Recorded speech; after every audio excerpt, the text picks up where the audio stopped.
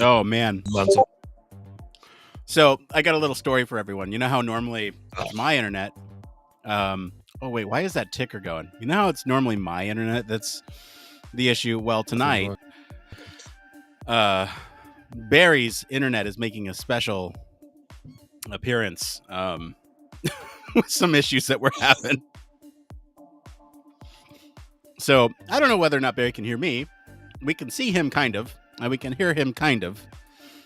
But we do hope that he figures out the internet issue before we go live. I mean, we're technically live now, but before we actually, record a show.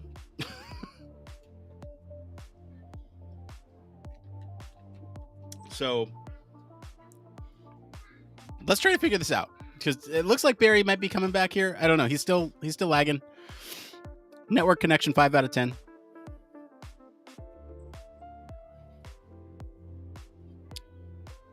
While he does that, the story tonight: Metaverse standardization. It was a close one. We actually had in both of our social. Well, heads up. First off, we're now posting the poll on LinkedIn as well for a more professional audience's opinion, and as well as Twitter. And so those two polls, actually, the story about perception of harm and harmful objects and basically things that are controversial, healthcare, guns, that stuff. When it's perceived to have harm, there's some interaction effects of what you can switch. Anyway, that story was actually performing better on our social media. However, our patrons have spoken, and they wanted the story on the Metaverse, and our patrons are the ones who drive the show. So we're talking Metaverse tonight, and it will be a good time, provided that Barry's internet remains with us. It is not dead and buried in 30 minutes time. Have you tried restarting the router?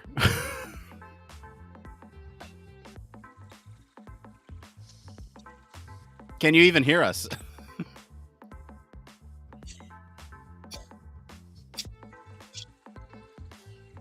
Kind of. Okay. I don't know if I can't use. Oh, I can't. Yeah, not really. It is terrible. Hold on. Have we just smoothed out a bit? Can you hear me now? Now I'm wondering. Yeah, I'm here. Yep. Okay. I'm wondering if you have any other applications running that are siphoning internet. I've done a complete. No. Have you tried turning it off and turning it back on again? Yeah, just did that. It's only. That's so odd. Well, you're at 8 out of 10 now, so whatever you did. Oh, wait, there he goes. Bye, Barry. It's going to be a fun one tonight, folks.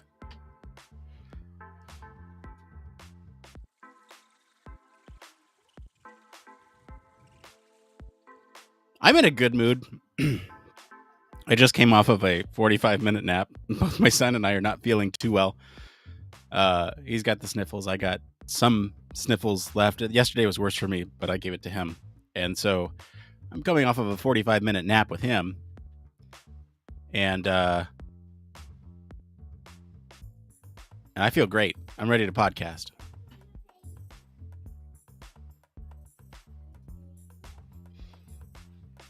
Okay, here's Barry again. Let's see what happens. Hi, Barry. How are things? I think you are a 10 out of 10, and your internet's great too. Why, thank you. That's so... you did me right there. What the problem is? What was the problem? Oh, I don't know what it was, because that was just going then. Chrome. Oh, okay. I've now gone into Edge. Oh, okay. Well, look at that. This is going to Edge rather than Chrome. So there's clearly something happening in Chrome, but nothing's changed. So that's weird. Chrome uses a lot of processing power. I don't know why it'd knock your internet down, but well, it shouldn't do. I mean, It shouldn't do at all, considering it's worked perfectly. Because, like I say, it started getting goofy last week, didn't it? So, yeah, weird. I might maybe it's the time to move away from the Chrome, and maybe Edge is now the way to go. I feel a bit unclean saying that. That's weird. Yeah, but it works with everything else. I was doing something else with it yesterday, and in fact this morning, and it was fine. I just went through and like closed a bunch of tabs on Chrome earlier, and my computer is running so much better. Go figure. Well, I don't generally have a load of tabs open. I tend to. I'm quite thinking about that. I hate having loads and loads of tabs. So. Oh, see, I just love tabs. Oh, I need to do something. I have 3 tabs open for it already. Let's open another one. Right, I need to change that for the same thing. Oh, let's see. Right, where are we at? Right, I was getting worried then because I didn't think we'd have a show at all. Never mind be able to talk about notes. Yeah, my Chrome's really ropey. Yikes. What is it? I don't know. No, I don't really care because now we're doing it this way. Then it's all fine. But I wonder whether there's an extension on a bit. Oh, that could be. That could be. I don't have any extensions, but I mean, so have you downloaded anything sketchy? Someone's mining Bitcoin off of your. Oh, they won't get much power out of me. It doesn't matter. It's the collective. If you're mining a little bit and somebody else is mining a little bit, that is very true. Right. Let's just do. I'll just do my own admin here while we. I was talking to a mentee yesterday about performance on the margins and how the bulk of something can be great, but if you have all these like marginal issues. And you clean up those marginal issues, the appearance of the whole will be better. It's true. Yes. Where are you coming from? Yeah. And so I bring that up because you were mentioning or because of the Bitcoin mining, and you get a bunch of little bit. Those are the margins. That makes sense. This is now a Bitcoin mining podcast. Human factors thing is over now. We're done with that. We're going to rebrand. Actually, hang on, we can do that now. Let's see here. We'll just, I don't know. Oh, that was the other. Yes, I might. My other one more thing. All right, Barry, you ready? We're going to change the name of the show. You ready for it? Go on then. All right, there it is. Bitcoin Miners Cast. Well, it's got a nice ring to it. Just we could slap cast at the end of anything. Like what's the most obscure topic that you have any knowledge about? The electrical wire running under my lawn. Cast.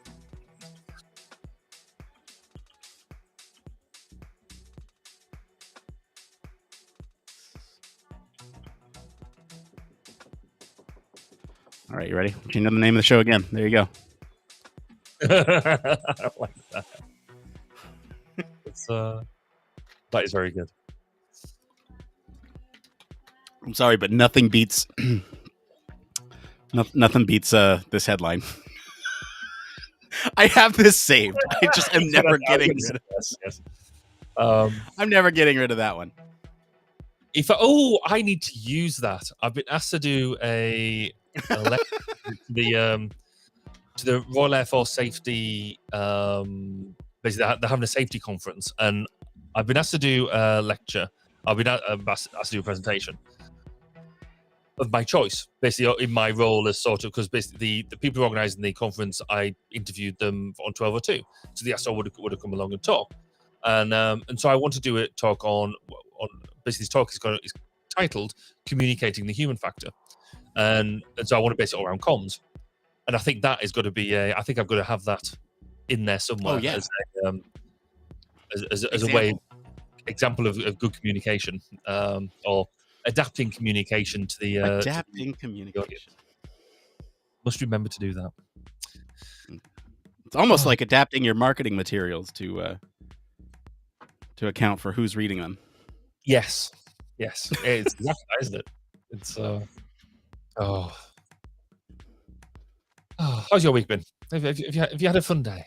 How has it been? It's been there. Today has been I don't know how to say it. It's a weird, not weird. It's a slow start. It feels really slow. I feel like a lot of the days of the week this week, ADHD has been battling me at every step of the way. Like one symptom that really manifests itself is the inability to get started no matter how motivated you are on something. So it's not like procrastination. It's like it's a different sensation where you're completely motivated. You want to go, and you just can't. It's like, turning the keys in the car and the car engine sputters is the closest analogy. And so I've had a lot of that this week. Once I get going, it's like filling the tank as you're driving. Right. Yeah. Not human. You're just like, oh, you gotta keep this thing going. It's been like that a lot of this week. How about you? How are things going for you? They're not too bad. It's been a busy week. I took my new car on its longest journey earlier in the week. So we had the Queen's funeral on Monday, which was a very it's a very solemn event, but actually I think it was quite nice. It was almost a celebration of her life rather than because it wasn't necessarily a shock in the grand scheme of things. It wasn't quite expected, but she was 96, and so there was a lot of celebration of her life involved, which was quite nice. But there was a certain amount of the pomp and circumstance that we do very, very well, and so it was great to see. And there was tradition in there that hasn't been done for 70 years. A lot of people hadn't seen it in their lifetime, that type of thing. So yeah, it was absolutely fascinating. Just checking I've got the right audios on the go, because I don't sound quite right to myself. You sound right to me. That's okay then. Checking that's in there. So that was that. And then like I said, I took my car on a long road trip to see how I could work with the range anxiety and things like that. And I got anxious, but we overcame it. It was all good, and I've now got more faith and trust in what the car will do. Now, does that range degrade over time because it's a battery? I'm assuming it will do. But what's quite interesting is, and I don't know whether it's just the car I've got, or whether they all do it, but it starts off with right on the book. Your book range is, I think on mine is 300 and something miles. Say 320 miles. But now that I've driven it, charged it, it's worked out how I drive badly, and all this sort of stuff. Now when I go, it's changed the range, so now it's more like 270, 280, because that's almost like real world miles as opposed to made up miles, or as they call them, Tesla miles. Because I didn't know this, that the way that Tesla does their testing for their range is very different from the way Ford does it. Ford does theirs in a way that is actually more akin to the real world, whereas Tesla does it in a way that is the very best, idealized. Yeah, very, very idealized, going down a slope with a wind behind you type of thing. I'm sure it's for legal reasons not quite like that, but right. But it's there is a now I didn't realize it before, but it's fairly well documented. So it's interesting to see how that works. And also when you've got your petrol or a diesel car, when your range on, you've got a thing that tells you how much supposed range of miles you've got. When that starts getting lower, the miles tick down quicker than the actual miles you're doing, because it's all estimating. Whereas what I found with this is actually when I had so many miles to go, that's how many miles I had to go, and it was ticking down with the miles I was eating up was affecting the battery in the same way. So that was much more accurate. So it learns that you have certain subsystems on or off when you drive and how you drive, and so it automatically updates the estimate. So like if it knows that you always drive with the AC on at like mid blast, it will take into consideration that power consumption for your range. And you listen to the stereo at this volume normally, and normal driving behavior is this. That's cool. That's really cool. It is, and I think it is more because I was under the preconception that having the AC on and audio electrics on in the car is going to make a massive amount of difference, but it does give you a breakdown of where you've used all of your energy, and the amount that your AC takes. It'll change when we get into winter, but the amount the electrics inside the car take is minimal. The 90% of your charge is being used on driving, so which is quite cool. Oh yeah, I mean that makes sense, right? If you think about the size of a traditional car battery, about this big, right? I think you're thinking about that portion of a larger battery that would be like, I don't know, how big is the battery? Have you seen the battery on your car? Like it's underneath, right? Underneath, it's built into the car is built. The battery is built into the chassis of the car, so you can't see it. It just is there. It's awesome. So what happens if you need to replace the battery? You get a new car. I think it's one of these things that the battery is now engineered to. It's a bit like the battery in your mobile phone. You can replace the battery in your mobile phone, but it's not like they're made for that to be done. In the old, you used to be able to take the battery off and put a new battery on, whereas now, they're not really able to do that. And I think cars are the same. They're built you can replace the batteries, but it's a mechanic's job. It's not something you could do at home, I don't think.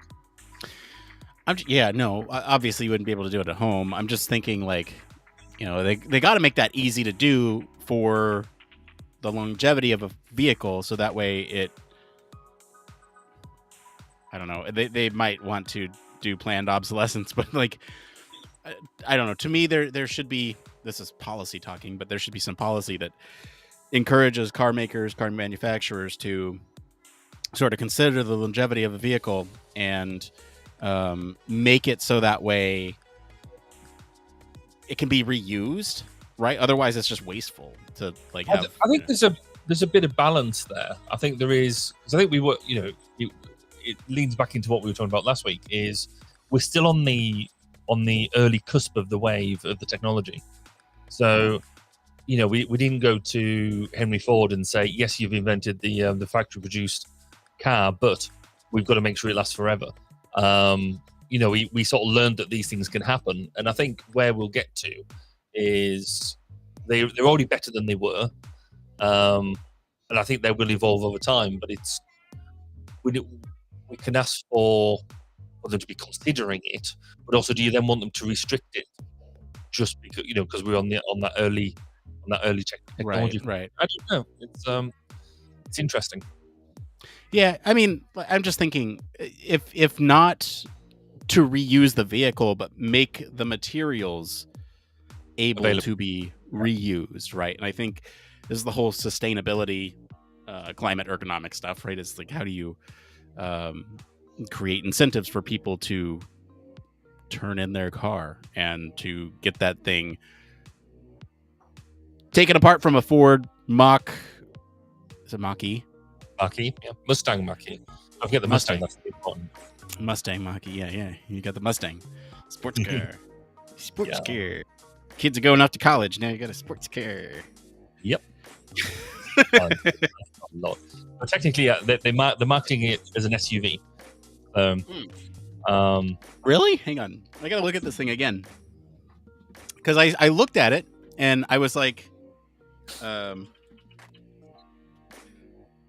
I mean, it's a fancy car. And that's an SUV? No, there's no way that's an SUV. That's okay. kind of what okay. I see. Okay. I see the inkling of a hatchback there. Yeah, it is a hatchback, but I would still say that's a hatchback. It's not an SUV. It's not.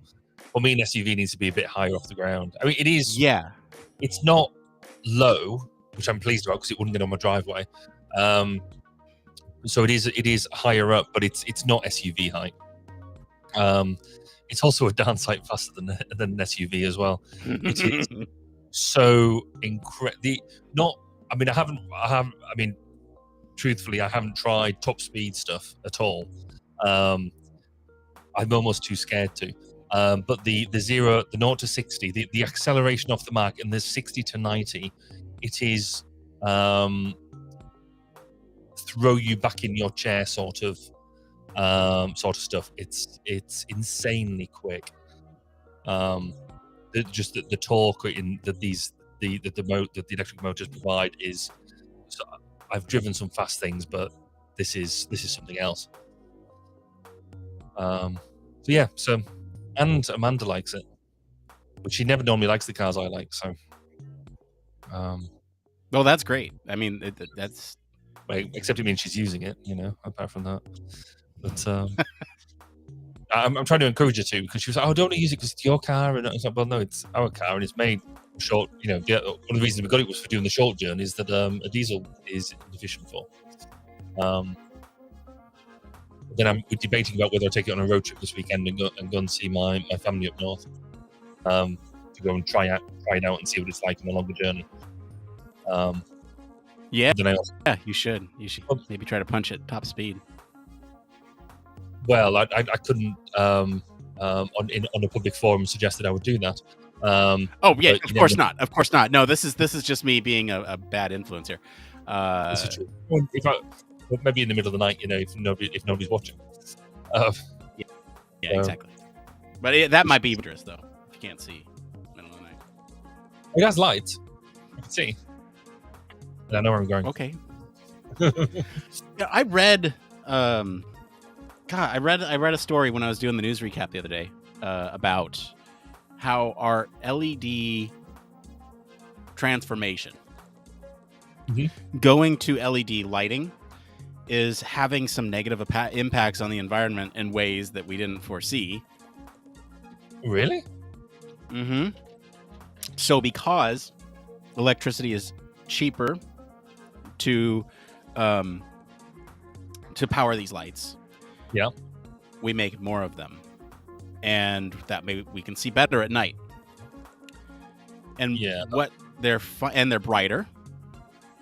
Yeah. And what they're finding is that brightness and clustering of these bright lights, especially on more rural highways. I know you're not getting that much lighting on those rural highways, but in places where it kind of intersects with ecosystems, those ecosystems are being impacted by the lighting in the middle of the night.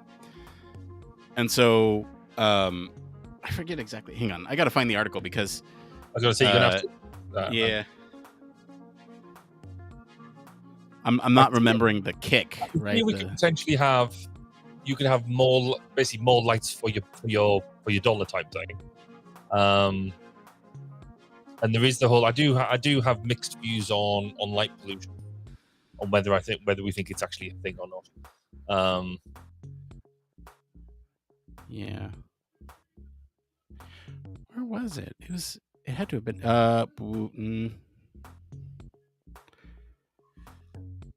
Well, obviously the light pollution stuff. That is.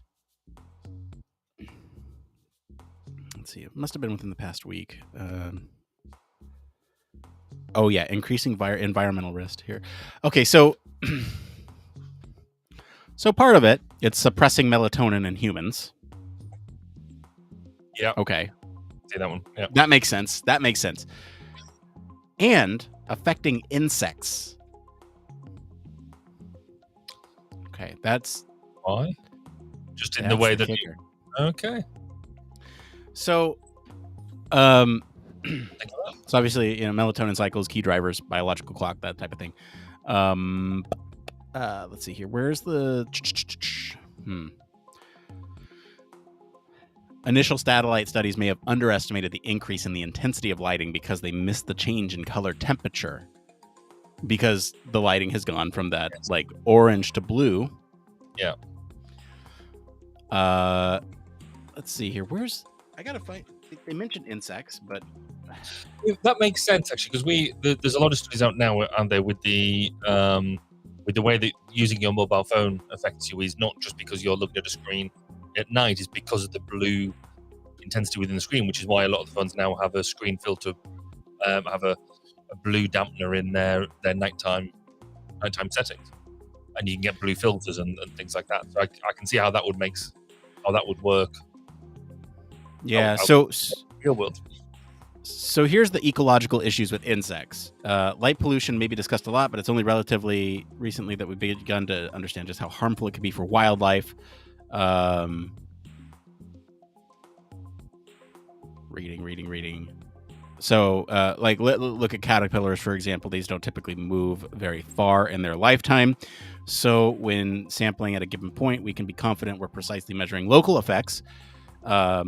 Moths are highly diverse evolutionarily and ecologically, meaning they should be fairly representative of nocturnal insects.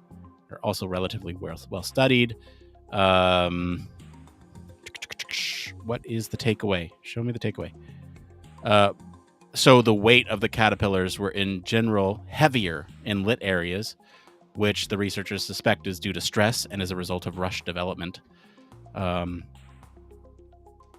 Will lead to smaller adults, which are less evolutionarily fit, fewer eggs. In almost all situations, the results were worse under white LED lighting compared to traditional yellow sodium lighting. Yeah. They also did an experiment.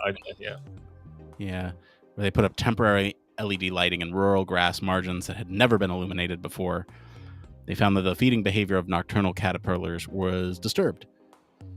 And the bigger picture here is that 1.1% of the land in the study site is directly lit by streetlights. Suburban areas are frequently illuminated, so 15%. Only 0.23 of land and 0.68 of wooded land is lit. Lighting is probably not the main cause of insect declines, but can clearly contribute. So it's not the takeaway message here that I was expecting, but it's still like that impact is like something that I wouldn't have thought about.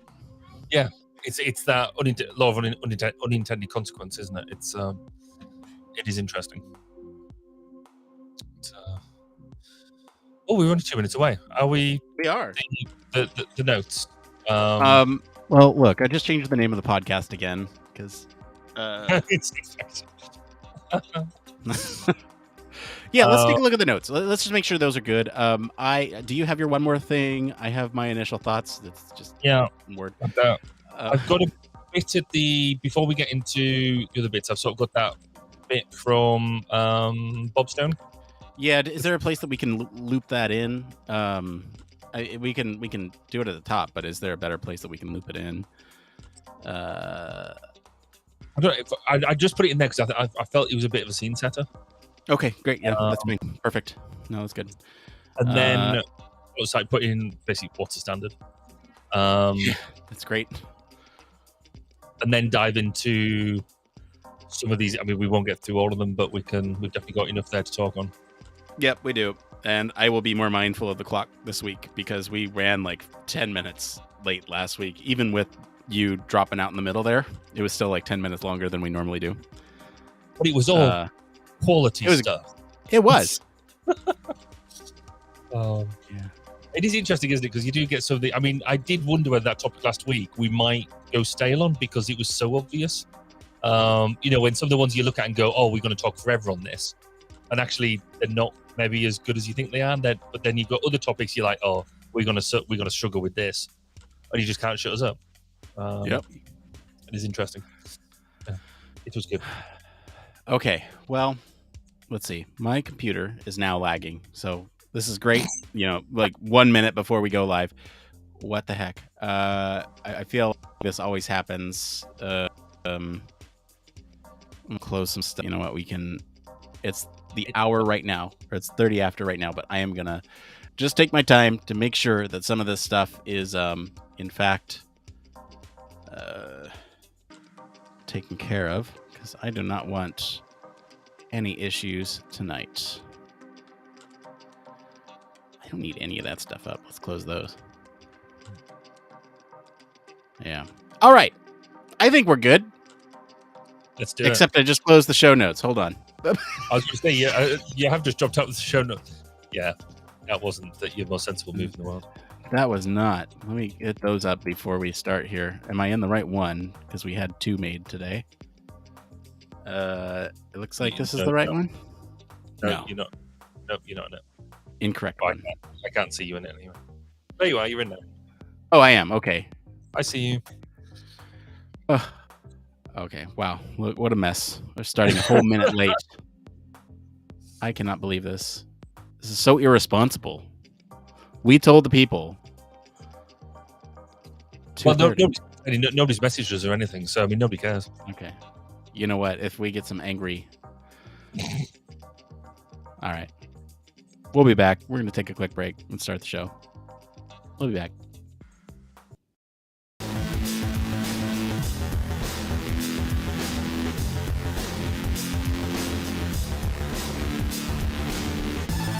Welcome to Human Factors Cast, your weekly podcast for human factors, psychology, and design.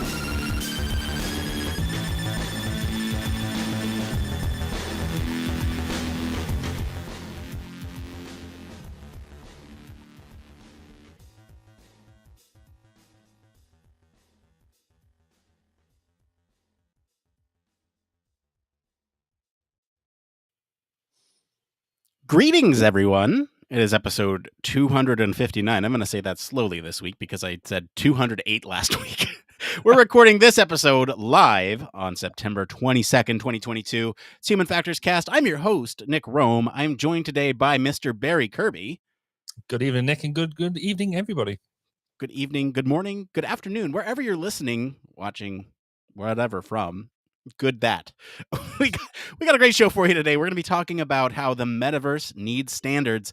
And later, we're going to answer some questions from the community about human factors and agile methodology, what artifacts we usually deliver, and whether or not other people in your company are doing UX research. But first, some programming notes. Hey, a lot of new listeners recently. And if you've joined us recently, hi, welcome. We're so happy that you found us. We typically get a lot of folks joining up on the podcast around the time of some big conferences. So welcome. We're happy you're here. Hope you like the show. And speaking of big conferences, there's a couple other bits of news that I'd like to share. We have our HFES Town Hall next Tuesday. I'm going to sit down with Chris Reed and some other folks from HFES, talk about some fun, exciting things. It'll be the last one before the annual meeting, which, by the way, we'll be there. We're covering the event. We'll be live streaming the event in some capacity. In what capacity? Well, we are going to have a big old live stream bash. It's going to be a big, long live stream. You can join us on all of our social platforms. We'll have guests from all different swaths of human factors. We'll have some surprises, some announcements. It'll be a good time. And we hope that you'll join us there. We will kind of package everything up and drop it in our podcast feed, but really the live stuff is going to be super fun, super interesting, and we hope that you can all join us, especially if you're not planning to go to the conference in person. We'd love to have you join us. Barry, that's enough from me and the HFES side. What's going on with 1202? So in 1202, you've still got the interview with Susie Broadbent that's up there. Obviously, we haven't put the last episode up because of the Queen's funeral and things like that. But on Monday, the interview, the long-promised interview with Gordon DuPont, the father of the Dirty Dozen, them 12 main reasons that cause people to make mistakes, is going live on Monday morning GMT. So that'll be up on the 1202 podcast feed and up on YouTube. But the other thing that's going on, if you can talk about HFES, I want to talk about the CIHF. Because tomorrow at midday, now, if you're listening to this either live, through the live recording, or when it just as it drops, 12 o'clock GMT, the CIHF is hosting a webinar with the Indian Society of Ergonomics about the impacts of the pandemic on the informal economy. Now, this is important because I'm chairing it, and we look to explore the lessons from the pandemic from our international community. And even if you miss the live version, then you will be able to get to it through the CIHF. We obviously have all of our webinars that we host. They're always available afterwards as well. So even if you think you've missed this just because of the timing, and I recognize this is very last minute, you can definitely still listen to it later on. And I have no doubt, because of the quality of the hosting, that it'll be a fantastic event. I trust that host. I think there's probably going to be some good stuff coming out of that webinar. But enough of inflating Barry's ego. Let's go ahead and get into the news.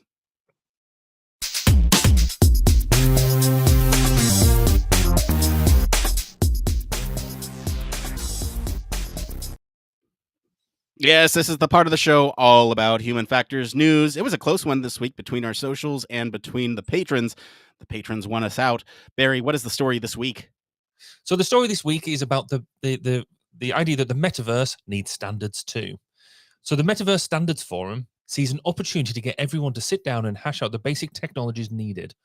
With a more solid foundation, the forum believes the metaverse can better develop and evolve. Now, the forum has announced that after 2 months of hashing priorities, it has an initial list of priority topics that will steer the metaverse standards development in its domain working groups.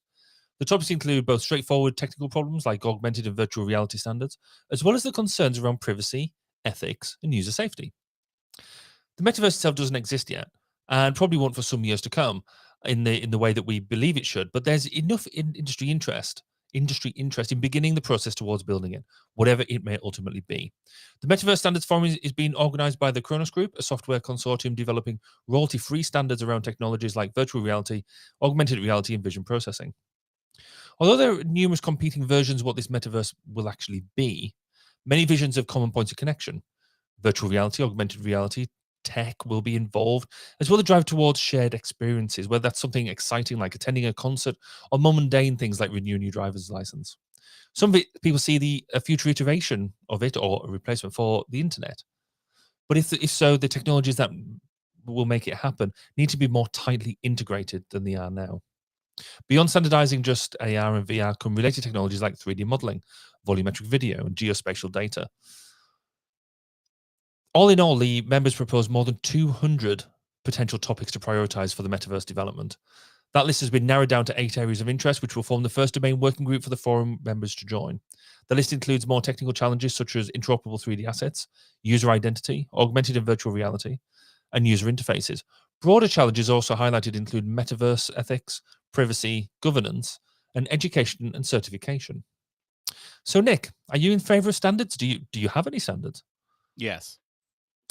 Barry, what do you think? No, I'm just kidding. So look, like the answer is simple. Yes, we need standards. And I think at the surface, standards seem like such an unsexy topic in in any field, but standards are incredibly cool. And I encourage anyone listening, watching, go check out some standards in your field. You may or may not realize that a lot of things that you work around every day are because of standards. And when you go back and trace that back to the purpose of why those standards were implemented in the first place, it can sometimes be quite illuminating. And also, I'm going to mention this now versus later, but if you are a part of a community, like, I don't know, human factors and ergonomics, where it's a sort of close-knit kind of group, it's a smaller group, you can get involved in standards committees for a lot of different things. Not even, I don't know, 4 years ago, we went out to ErgoX with an HFES in 2018. Chris and Dave, Chris Reed, Dave Rempel, they were talking about standardization in exoskeletons and how exoskeletons don't have a whole lot of standards. Well, they were searching for people to get involved with that, and that's what that whole event was about. And so go out, get involved, and you can have a say in what those standards are, especially if you feel super passionate about it. I don't know if that's necessarily going to be the case here because it's, by this Kronos group, but it sounds like a lot of big players are at the table for this. And so that kind of gives me some warm and fuzzies. They wouldn't just send anybody to this. And so I don't know. It feels like, yes, we need this. Are the right people there? It seems like for the most part, yes. And I have some thoughts about what standards should be implemented, and we can talk about a lot of those. Barry, what is your initial thoughts on this? I like your faith that the right people are at the table. I think that's naive but heartwarming. Do we need standards? As you absolutely say, I think you're absolutely right. But as we've already said, what is the metaverse at the moment? It's an ideology. It's not actually a thing, or is it? I'm still not entirely sure. In many cases, the whenever you get new technologies come along, the standards will evolve. They're there, and that's how many come to life. You get some initial things, and then they keep pace. But this is clearly fueled by a deeper question of trust. People don't trust now large corporates. They don't trust the Googles, the Metas, these organizations that aren't governed by literally the government type thing. And even then, with the government, we don't trust them either. We don't like having people or think organizations like this having so much sway over what we do. I mean, for me, the best representation I can see of this, or the image I conjure in my head when we talk about the metaverse now, is, I don't know if you've seen the movie Ready Player One. Where they talk about they had the Oasis, which was their all-pervasive online community, where people worked, lived, and that's really, I think, where we're talking about now. Incidentally, I think the book's better than the film, but I think that's kind of where we're at. I think people struggle with that definition. Yeah, do you want to set the scene for this quote here? Yeah, so when as we usually do, or say usually do, I've done it for the past 3-4 episodes, put some stuff out there around onto social media around what people thought about it. And one of the expected eye rolls that I got on one of my comments was kind of as expected by Professor Bob Stone, who's over here in the UK is very much at the forefront of VR. Virtual reality, augmented reality, and XR, and that type of thing. And so I looked up one of his more recent papers and articles to sort of give us a bit of a grounding, because Bob's very good at that. He's very grounded when it comes to this stuff. He doesn't take any nonsense. And so what I wanted to do was just draw on some of his words. And he says that the notion of a metaverse, not necessarily the metaverse, but a metaverse, is a persistent online massive virtual environment with interoperable features that span both digital and real domains. And that idea has actually existed for many years. He then describes some of the other collaborative projects, and we might drop into them. But the one that we have talked about previously is the one produced by Linden Labs, the Second Life. We saw that go, and that's not too dissimilar to what we're talking about. But actually, he then goes on to say, today the efforts have been very much accelerated by COVID-19 pandemic and the need for conferences and international events to go ahead with national and international social distancing well in mind. Interest in the metaverse has exploded because of this on a global level, with all manner of organizations, small and large, offering products and platforms. Just a handful of those organizations active today include Engage, Glue, Point Media, Spatial, Decentraland, CryptoVoxels, and Vibella. In parallel with these technological developments, investors are already planning ahead for doing business within the metaverse. For example, in April, Decentraland sold over 40,000 square meters of virtual space for $572,000. In March, Vignesh Sundaresan bought the first 5,000 days, an item of an NFT, which we talked about before, an item of NFT art by Beeple at Christie's for nearly $70 million. He aims to show this digital art acquisition within the virtual worlds of for all meta visitors to enjoy. So that just gives, firstly, I like this idea, a very simple description of it's that persistent online environment, but it does span both the digital and real world. It is bringing them together, but them numbers at the end, them values, just show how people are now buying into it and throwing some serious cash. It's almost that investing in the futures piece, isn't it? It's quite scary, really. Yeah. And I want to comment on this too, because some of it's predatory. Some of it is people taking advantage of a situation where, like, for example, there's this thing called Earth 2.0. and it's basically Earth in the metaverse, and you can buy plots of land in the metaverse, and you own that.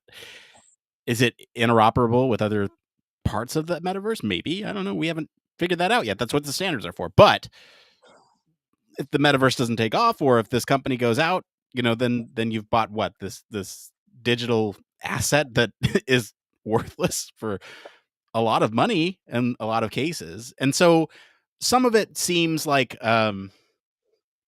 it's that investment risk, right? And so you got to take that into consideration.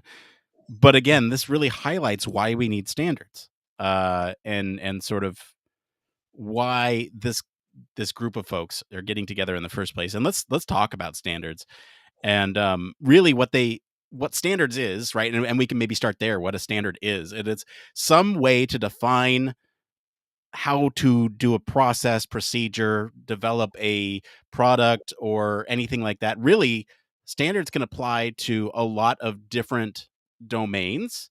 It can apply to every domain, but they can also be a variety of different, I guess, interactions, right? It could be a product, it could be a policy, it could be a procedure, it could be any one of those things, the 5 Ps, whatever they are, policy, procedure, product. I'm blanking on it. It could be any one of those. Process. There you go. And really, ideally, some organizations like OSHA are out there for safety reasons. Occupational Safety Health Association, and so that's why they exist in a lot of cases. In most cases, I would argue, some are government mandated, some are not. Some are sort of community driven, like the exoskeletons thing. I think there's ISO standards for that. But what is ISO? I don't even know. But there's ISO, there's OSHA, there's a bunch of different organizations that have standards. There's IEEE, who this story is from. They have standards as well, which is probably why they're bringing it up. And so, so there's a bunch of different organizations that are working on standards, and they have different pedigrees associated with them, and sometimes some other standards take precedence, especially if they come down from the government. And that's kind of my primer on standards. Barry, do you have anything else to add to that? Yeah, I think some people, you might get mixed up between what guidance is and what a standard is. So a guidance is an element of best practice where people sort of say, oh, this is kind of how we should work together. Whereas a standard is an agreement on how people work together, or how things will work together. And if you don't follow the standard, you don't get to play. I think the 3 different categories of these are worth exploring, because you can have, and I guess just to follow that last comment up, you might think, well, how does a government mandated standard? We haven't agreed to do that. Well, by the fact you've elected the government, that is you agreeing to do whatever it is that they say. It's unfortunate, but there it is. It's the law. But you have open standards, which is everybody can see how the standard was derived, how it was used, and how it was got to. It's all agreed and all that sort of stuff. And that's so if you get a standard for an API programming interface in software, if it's an open standard, you can see how it's derived, you can see the code behind it, and things like that. So that's where that more comes into play. Community standards is where, as you've described, people come together and mutually agree between organizations and individuals, yeah, this is the right thing to do, and we'll do this. And generally, they keep on evolving. But the proprietary standards are some of the things that make me fear around the metaverse. And the proprietary standards are the ones that you fundamentally have to pay to see. If you don't pay the fee to see the standard, then you don't get to play.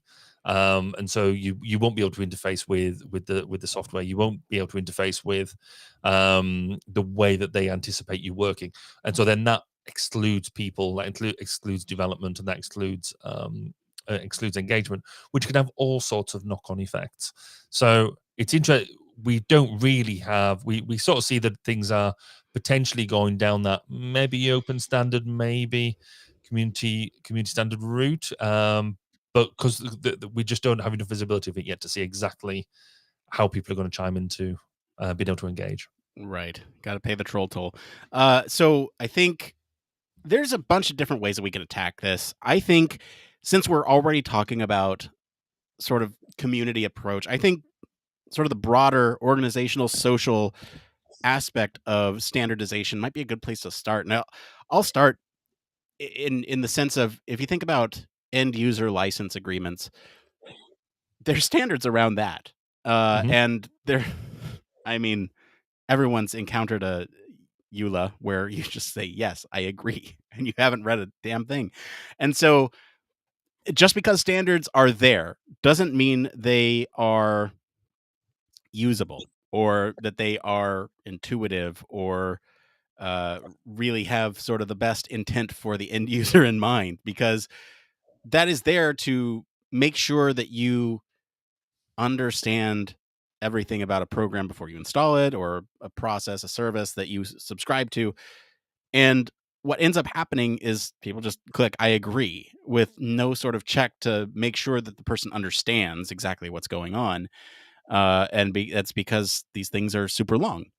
And if you think about some methods that companies and others have employed recently, it's like, okay, the I agree is not clickable until you've scrolled through the thing. But now people just scroll through the thing and hit I agree. So you're adding an extra step to it. They're not really comprehending it. It's just, it's a standard there. So that way people can be aware if they choose to dig. And then that doesn't protect the consumer in a lot of ways, because then the company can come back and say, but you hit I agree when you came onto our service or product. You hit I agree, which means that you read that.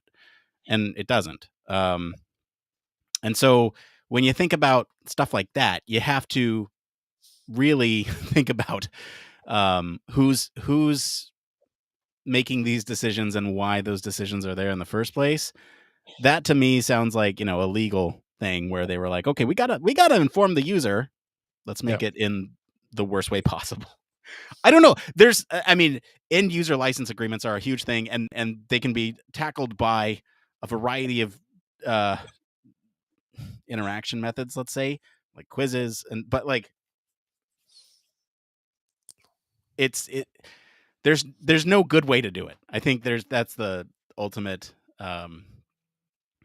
takeaway there.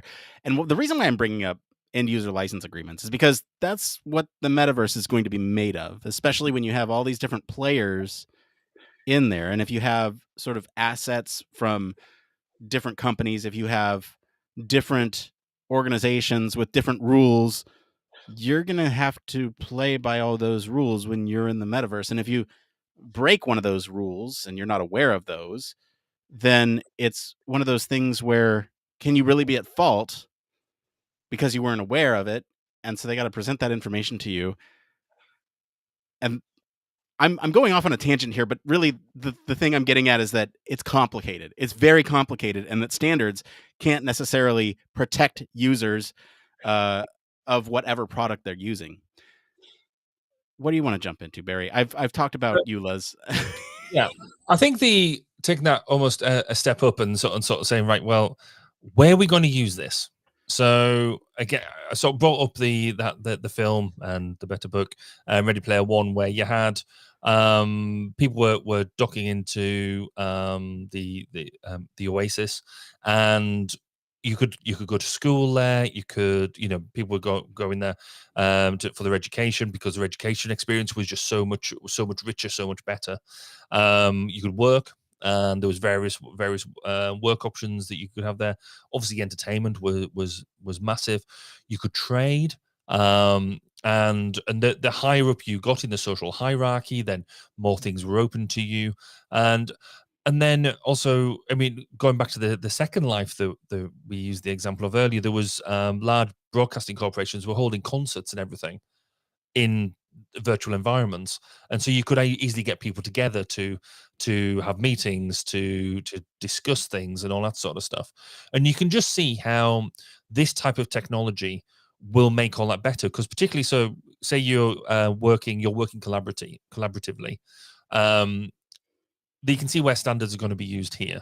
Because if you've got different languages, if you've got different discussions, if you've got different ways of working, being on the ability to share data in a meaningful collaborative way, the ability to discuss in a collaborative way, but also the ability to easily legally, and you go actually chimes into what you said about end user license agreements, them legal elements, because if we're going to be talking business across countries in a much freer way than we are now, then different countries have different business legal standards, and so how do we make sure that all works? So it should make that sort of stuff easier.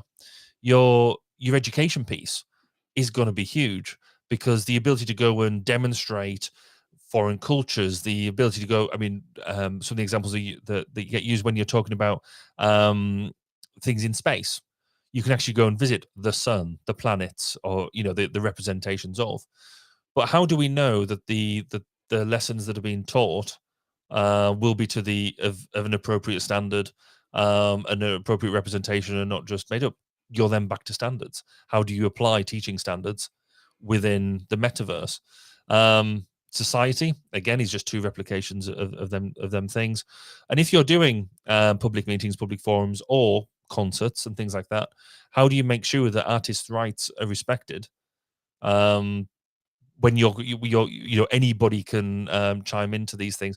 We've already got now that if you want to watch programs in a different country to where you're at, then you can now use VPN tunneling to make your DNS look like it's within that country, and therefore you get around some of these barriers. We're going to need standards to be able to deal with geographical issues around licensing and things to make that work. So I think it's one of these things. It's easy to dive down into, and I think we will dive down into some almost the not the negatives, but the challenges of what the metaverse is going to give us. But it's also it's a massive opportunity as well, because it is a next generation jump. But I do think we've got some really physical things that act as barriers to us exploiting it properly. Right. Do you want to pick one up now? Because I realize I whittled on quite. No, already. it's okay. I want to continue on your thought, because if you're talking about international laws and different countries having different laws, is the metaverse in itself its own environment? And should we treat it as such? Should it be governed outside of real world governments, right? Like, should we have a government in the metaverse that decides the standards, that decides how all these laws work in the metaverse? And really, that becomes even more challenging, because how do you come up with a system, a political philosophy that satisfies everyone, or that will sort of satisfy most? And if that differs from the country that you are physically located in, how do those laws interact? And if you've done something illegal in your country but it happened in the metaverse, does it count? So there's all these, like, this opens up another can of worms, but this is where I'm headed, because if you think about standards, you are operating, especially in a space where, if we think this is truly the internet X.0, whatever it is ends up being, we can bring some of the lessons learned forward from those, but also it introduces a whole bunch of new challenges, especially if we're spending our entire lives in the metaverse. We had an entire show on that. And so if you're thinking about how people might interact with this virtual thing, do they reside there? Are they a member of society there? Can they still, does a government make sense? Is that then somebody's whole job? But then how do they make money in the real world? Do they make real world money from the metaverse and then use that to fund a residence in the real world? This whole thing becomes a very complex issue very quickly when you start to pull on the strings here a little bit and understand what standards might actually mean, because you can't implement a standard that's illegal in another country, or what I mean by illegal is that you can't necessarily implement those restrictions on people in another country. And so you have to think about that type of stuff. One example of this could be like international copyright law. And if you have, like Fortnite does this now, you have a bunch of different characters in Fortnite that are interacting with each other, and it's such a bizarre thing to see, characters from one franchise that you love, like stormtroopers fighting Goku. Like, it's weird, right? And it's this weird experiment, and they have concerts in there too. It's like the most true example of what a metaverse could be right now, at least in my opinion. The only thing that's missing from it really is VR, and like there's a lot missing from it. But um, the businesses that have participated in this type of thing have agreed to have their character licensed out the into the game and are available, some in perpetuity, which is really interesting. Will those laws apply in the metaverse? And can somebody create a digital asset that is a character from an IP that's in the real world, and how is that protected? There's just so many issues, and really it's just a can of worms, and I kind of want to get out of this because it's just leading me down a rabbit hole that I can't get out of. It's sort of it. So I mean, a lot of that is being sorted out now, isn't it? Because at the moment, I still see, you know, the way you expressed it is this internet sort of 2.0, 3.0, whatever. Because it kind of is. We're still just talking about data, and all we're doing really is talking about a better way of visualizing it. At this point, I mean, we are going down that route of what do we do a bit later on, but right now we do have pervasive data that's going that doesn't know geographical boundaries, and so we're having to deal with some of them issues already. Different libel laws and things like that we have to deal with on a country by country basis. So your social media has to deal with that because it's kind of ubiquitous, and different things happen. So I don't think we need to. I think we need to worry about it, but not too much right now, if that makes sense. Because I think that will evolve, and it'll be tested by, unfortunately, by people screwing up, and then it'll get tested in law, and that's kind of how most legal systems work, and this won't be any different in that respect. It will just be, you know, as case law develops, we'll work out what it is. I mean, the financial industry is a really big one for that. Like, who pays tax where? I mean, the thing that worries me about this to a certain extent, and then I will dive off this into some more fun engineering stuff. Good. Is you know, we talk about geographic actual proper government ran countries, and then this is going to be a corporate ran. And how does that work? And again, I sort of mentioned Ready Player One a couple of times. They do deal with that as a topic, and it's interesting. But to go back to the definition that we read out from Bob earlier, you know, he sort of highlights that it's got to span both digital and real domains. And I think this is where, for me, the engineering is kind of it's getting there, but it's still got a bit to do, because fundamentally everything's that you've got to be able to put on a headset to make it happen. So you're immediately blocking out the world. I mean, we've used this language already. You stay immersed in it all the time. But if you're wearing a VR headset, then you're not seeing the outside world. Therefore, you're not interacting. It's not that what I think fits with that idea of a metaverse. You're just in a fancy video game. You know, it's a very good one and quite cool, but you're not augmenting. You know, you're not augmenting both realities together.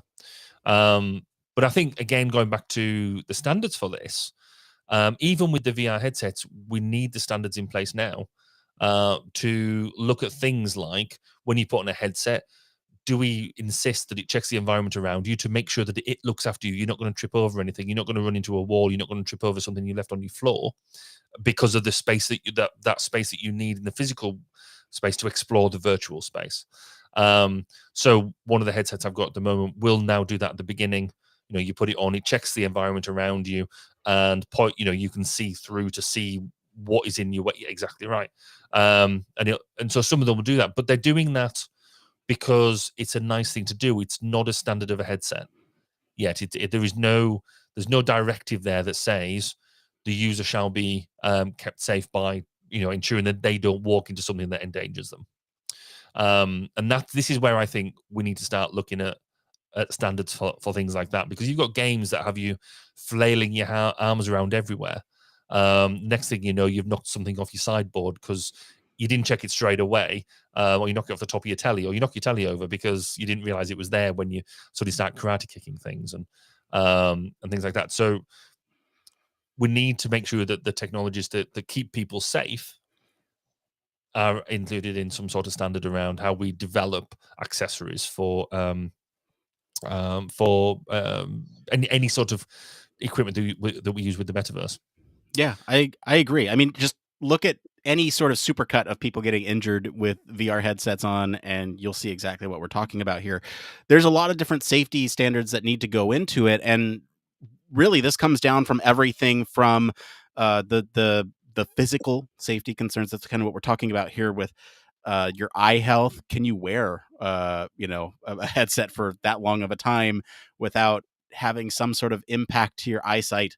Can you look at physical health if you're in this thing and you're not moving? If you're kind of just sitting there looking at things in the metaverse and moving with a joystick rather than your physical body, if you're unable to, are you then neglecting your physical health in terms of exercise and nutrition? Even are you opting for the easier choices versus perhaps a more robust nutritional choice because you're stuck in an environment and you want to stay there? You're not stuck, you choose to be there.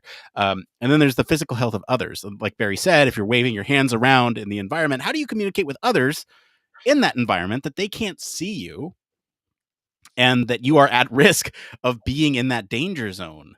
And like this, there's some really really tough videos to watch where there's children walking around people in VR, and it's like, okay, well, you've just hit them in the face because they were unaware that you can't see them. And um it's this whole external awareness thing that needs to happen.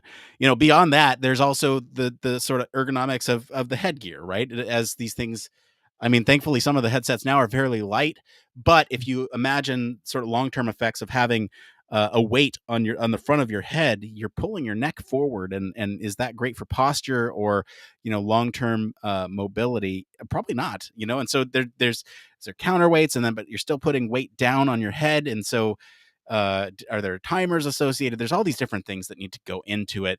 And I think beyond that, there's some of the engineering of the devices themselves. I talked a little bit about the ergonomics. You want to talk a little bit about usability, Barry? Yeah, I mean, we've got to make sure that a bit like what we have with a lot of phones now, you've got a lot of basically standards around the user interface, and there's well, almost there is a standard around what we see, what you expect to see, what actions do what you expect a non-switch to do, for example, how you expect to engage with different bits. With the use of VR and AR, there is obviously potentially different ways, and if you use any of these devices at the moment, you see that there are different ways, subtly different ways of manipulating things, subtly different ways to have you progress through a game or through a building or something like that. And we need to get some standards there about making sure that is a common way of working. Not necessarily because it's hypercritical or anything like that, but it means that when people are developing new applications and new cool stuff that we expect to get the benefit from, that if you've got standards there to delve into, it's a bit like having a library of like what we would at the moment with any sort of user interface design. You go for the libraries of the stuff that is ready defined from there already, because it's going to be adapted. It means that the training burden is going to be super low. It means that people are going to be able to go and be immersed in it and use it straight away. So it's really, some people see standards as being the stick that you beat people with to do exactly what you want. Actually, in many ways, certainly from our perspective, from an HR perspective, particularly from a user design perspective, then they're brilliant, because if you implement the standard, then there's a really good chance that its adoption will be super high, and its usability will be really, really good. And then that means you can actually focus on what's the novelty of what I'm doing. What is it that's super special that I'm doing that we couldn't do before? And that's where the metaverse then will have value, because if we can, get rid of the dull stuff, in theory, you can actually focus on the value. Right. In the notes, you brought up a good point about how to train people on this thing and whether or not it should be intuitive like our phones. There's no real instruction manual, but sort of using something feels intuitive and you kind of get it just from being from interacting with the thing. Should VR operate the same way? If not, then we need to have training associated with that. But then what does that look like? Are there, and I'm sure there's skills in VR that you will need training for. Like, I don't know, I can think of perhaps taking a class for drawing in VR, like what does that look like? How to use the tools? But that's not necessarily to use the headset and to use VR. That's a different thing. It's a skill set within VR. And so training, I'm of the belief that yes, it should be intuitive as they're as we incorporate this into people's lives and everything in the environment, or at least be able to understand once you're in there how to interact with things. Like, it should be crystal clear. And I think there's a bunch of different ways in which you can communicate to the user, and that'll evolve over time. But I think the last point that I want to talk about before we move on here is sort of the safety, or the I guess safety of people who need protection. And this is, we talk a lot about privacy on the show, and cybersecurity is a huge human factors issue. But really, when you're looking at those at risk, like minors, or prisoners are another population, pregnant women, you have all these different populations that need special considerations. Those, and especially those who in a virtual environment have like motion sickness. How do you communicate to those types of people who have specific needs? What type of protection that they have. And so if you think about some of these methods that we're employing now, we have like GDPR that is really just a button that says, here, accept all these cookies. But at the base of it, it's saying, what information are you allowing these companies to track about you? And it's that whole end user license agreement that I brought up at the beginning of this discussion, where they're communicating to you kind of what information they're tracking on you, but how do you sort of make sure that that information, that personal data around you is protected, and you're sharing the things that you want to share with others? We all have a right to privacy, and I think these types of issues will certainly rise up. Barry, any last thoughts on standards in the metaverse before we move on? Yeah, I think the just a sort of final point on that whole people bit is one of the things that I think we do now is you have a home life and a work life. Or if you're like me, and it just all blends together. But most people go to work and then come home and kind of want to have a bit of a gap between the two. If you're living your life in the metaverse and you don't have an ability, a bit like we do at the moment, that you can say to your employer or whatever, back off, I'm at home now. How do we balance that work home life piece? How do we keep our hobbies away from and our extracurricular activities away from our day-to-day activities and things like that? So how do we put in them barriers? But as a final sort of thought from me, if we get all this done right, looking at the positive side of things, there's some really big advantages that we're going to see. So the ability to do, I mean, even now we sort of do we're doing this hybrid working where we try and we're still missing. I still miss physical meetings. I went to one this week, and it was really nice to be in a room where you could pick up subtle cues. I could tell when I was making people, I was putting people under stress when I was asking them questions, and then I could rephrase my question in a way that was perhaps less threatening. In a way that you just wouldn't pick up on like a camera system like we're using at the moment, a remote system. So if the whole VR piece gets better and you can actually see more of that interaction, then that means actually people will be less. There'll be less need to travel, and so that'll be brilliant for the climate. And we can also, you can go and visit people and talk to people that you don't necessarily talk to very much because they live so far away. I might actually go and say hello to my parents and things. So I think that sort of thing, it will be really good if we get it right. But we're going to need to rely on standards to make them sort of interactions that we can focus on the interaction and not everything else. So yeah, I'm quite excited but nervous at the same time. Well said. All right. Well, thank you to our patrons this week for selecting the topic, and thank you to our friends over at the IEEE Spectrum for our news story this week. If you want to follow along, we do post the links to all the original articles on our weekly roundups in our blog. You can also join us on our Discord for more discussion on these stories and much more. We're going to take a quick break, and then we'll be back to see what's going on in the Human Factors community right after this.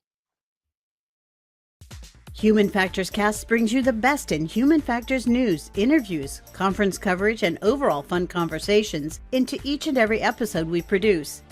But we can't do it without you.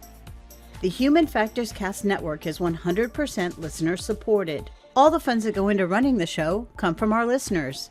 Our patrons are our priority, and we want to ensure we're giving back to you for supporting us. Pledges start at just $1 per month and include rewards like access to our weekly Q&As with the hosts, personalized professional reviews, and Human Factors Minute, a Patreon-only weekly podcast where the hosts break down unique, obscure, and interesting human factors topics in just 1 minute. Patreon rewards are always evolving, so stop by patreon.com/humanfactorscast to see what support level may be right for you. Thank you, and remember, it depends.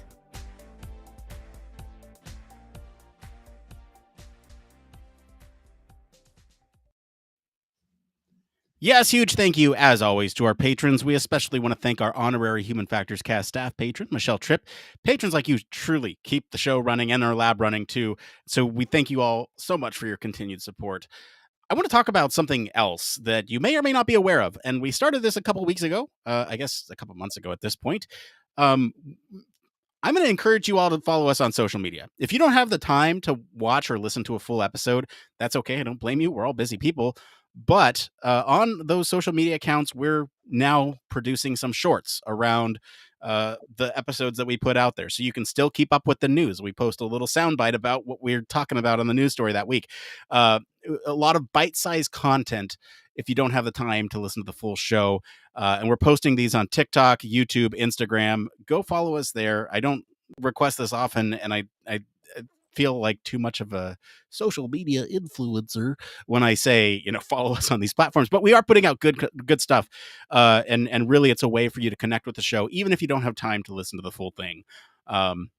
We also put our It Came Froms out there, which we'll get to in just a second, and then you'll find it on the socials. Beyond that, we have our Twitter and our LinkedIn where we actually post our weekly poll. So there's a couple ways to interact with us, right? Short videos on TikTok, YouTube, Instagram, and then we have our weekly polls on Twitter and LinkedIn where you can actually have a voice in what we talk about on the show. I wanted to bring that up. I don't talk about that enough, but follow us on those platforms if you'd like to have more agency in the show, and keep in touch with us even if you can't listen on a daily basis. I understand. All right, so let's go ahead and switch gears, get into this next part of the show we like to call... It came from...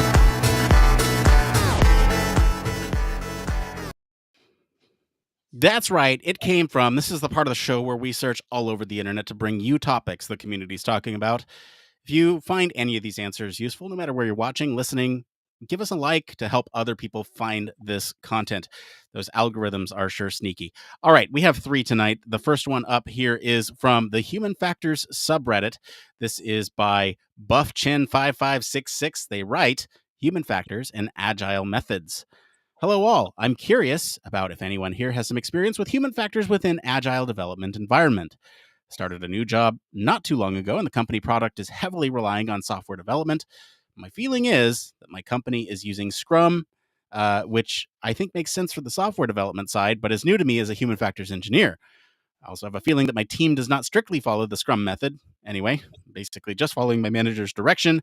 I'm also trying to learn new things about Agile. So, Barry, have you worked in an agile environment? How does human factors fit into that equation? Well, funny you should mention this. If you go to 1202 and look at episode 2 of season 1, I think it is, I talk all about the use of agile in human factors. Well worth a look. But fundamentally, yes. I think in the HF world, we sort of think that agile is maybe something new and shiny, but actually, for me, I just think it's doing good HF. There is some of the wider structures around it, around Scrum, and whatever way you're going to do it, you do bring out a really good differentiator between agile isn't necessarily. Sorry, Scrum isn't necessarily completely agile, or agile. They're not one and the same thing. You can be agile and not follow Scrum. Agile is a way of thinking. Scrum is a specific methodology. But the fundamentally around agile is bringing the right people around the table, and so for us that means making sure the user is at the heart of what we do. And for us, we're like, well, yeah, okay, that we always do that. That's the nature of the job. But we've got to remember that, particularly for software engineers or you do physical stuff engineers on the outside, they don't necessarily do that. That is a completely new way of working for them. And then I always get like the project management involved as well, because they don't normally see what you do on a day-to-day basis, and they come out and go, oh, you do actually work, and things like that. And so yeah, agile and sprint is something very close to my heart. I think it's a good way of working. It's not necessarily better, quicker. I think it's better. It's not necessarily quicker. The time taken should be about the same, because you're just doing it in a different way. The amount of work hasn't actually changed. And how you work within sprints, you'll pick that up as you go along. But fundamentally, you don't necessarily finish. If you don't finish all the work, you put it back into the backlog, reprioritize, and then draw. And it might get drawn out in again next, or it might get pushed on further down the line. Nick, what about you? What's your experience with agile?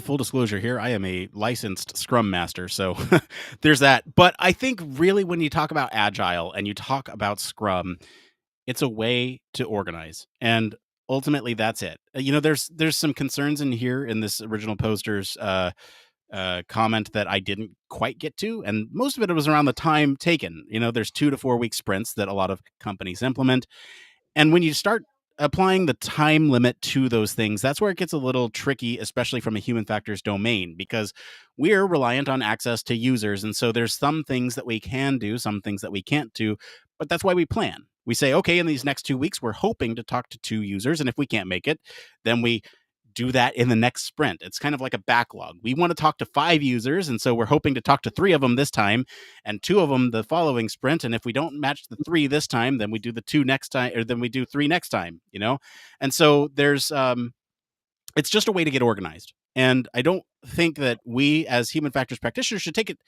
to gospel. It's just a way that people organize, and it's also a way in which we can communicate with other places, other people. We speak different languages, like developers and designers and product managers. It's a way that we can communicate with them about what we are doing within their framework.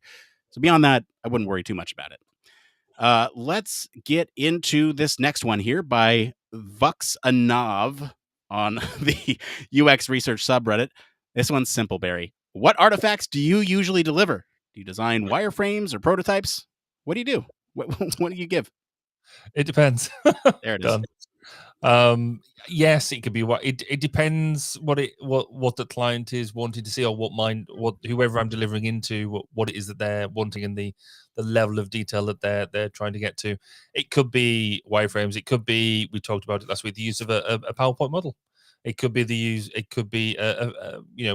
Figma sheet. It could be a report. It depends on what the client is and what it is that you're trying to achieve overall. There's never been a more "it depends" question on the show, I think, because really, who's your audience? What information are you trying to communicate? What information do you have that you need to analyze? Like there's just a bunch of different ways in which to interpret this question.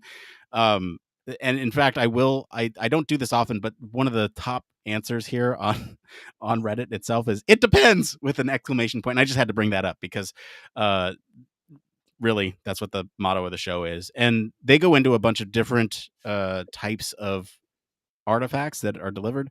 But Barry, you hit it right on the head. Like I would say bread and butter, probably presentations of some sort. And I don't know, beyond that, design recommendations. I think those are the 2 big ones for me, is like you're reporting and you're providing design recommendations, and anything kind of falls within those 2 buckets. How you deliver them is going to differ. That's that. All right. We have one more here. This one is from the I Love Hopslam on the UX research subreddit. Other people in your company doing UX research. This one's interesting. In the past year, a team of BAs in my company have started doing user testing. At first, they assured me my UX team wasn't user testing, but it's become obvious it is. They make UX recommendations when they've finished, and they've completely cut out any actual UX people in the process. Bothered for 2 reasons. The quality of work is poor in a lot of ways, which leads to a rubber stamp. And I think that part of the appeal that's part of the appeal for product owners. Two, that's my job. They could have passed that request to us and we would have done it. It's pretty clear to me that they're intentionally cutting UX out. At my company, UX is poorly understood by stakeholders and product owners, feeling really undervalued, isolated, and also threatened that someone is effectively stealing my job. Has anyone else dealt with a situation like this? I'm struggling to figure out how to deal with this professionally, but also psychologically. Barry, how do you deal with this? It's not an easy one, but it fits into sort of things that we mentioned before around how is human factors respected within your immediate company, within your department, or however you're structured, but also within your community as well. It might be the way that this reads is that obviously the author is feeling like it's a bit malicious in many ways, that they're deliberately being cut out the loop and that type of thing. And it might just be that the wider organization, they just don't quite get what it is you do. And sometimes, and it's quite pertinent with me at the moment because I'm actually going through this exact problem right now, is I'm having to almost bite off a bit of almost a stakeholder at a time to try and go and say, well, actually, you're talking about this sort of stuff, and that's involving people. I do the people bit, and you can have my resource for free. I'm here, and believe it or not, actually know what I'm talking about sometimes. So that might be the problem. And if it is, then unfortunately that is down to you and your team to be evangelical about what you do. You need to tell people that is what you're there for. That is what your job is, and you're a professionally trained person, and you can do the job, and it's going to cost them no more because you've already been paid. The other one there is, if they are intentionally cutting you out, there's clearly some issues or politics at play.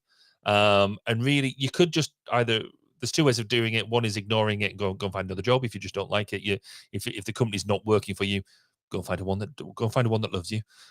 Or you could try and solve it, because other people might not realize that this issue is in play, and raise it up. Go and raise it up through your management or whatever the appropriate route is. Don't just, no matter what the problem is, though, don't just ignore it. That's possibly the worst thing you can do. If you just sit there and just let it roll, you will get you'll feel more disrespected. You won't get the satisfaction out of the job that you want to do well. So it is sometimes quite appealing just to think, oh, it'll sort itself out over time. It won't. It'll only get worse, and you'll feel worse, and that's probably the most important thing at this point. Yeah, Nick, I think there needs to be some sort of internal stakeholder meeting. Understand, roles and responsibilities, and if that isn't clearly defined, roll it up.